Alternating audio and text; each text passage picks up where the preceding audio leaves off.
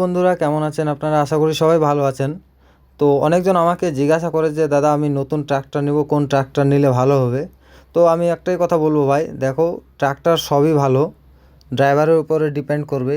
আর নতুন ট্রাক্টর নিতে গিয়ে একটা ভুল করবেন না। নাম্বার ওয়ান হচ্ছে, শোরুমে গিয়ে তোমরা কিন্তু তোমাদের কোনো অরিজিনাল ডকুমেন্ট দিবেন না আগে, ঠিক আছে?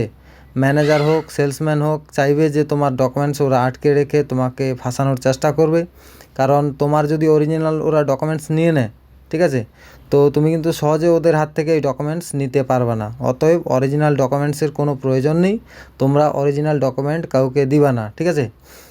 গাড়ি তোমাকে ভালো লাগবে, তুমি পছন্দ করে গাড়ি তুমি নিয়ে নাও, কোনো সমস্যা নেই। আর হচ্ছে, গাড়ি নিতে গিয়ে কোনো থার্ড পার্টি, তৃতীয় নম্বর ব্যক্তিকে নিয়ে যাবা না। ওকে নিয়ে গেলে গাড়ির দাম তোমার আরও 50,000 টাকা বেড়ে যাবে। যেই লোকটাকে তোমরা নিয়ে যাবা সেই লোকটাকে, কোম্পানি হোক বা শোরুম হোক, তোমার ওই লোকটাকে দিবে হচ্ছে 20 থেকে 25,000 টাকা।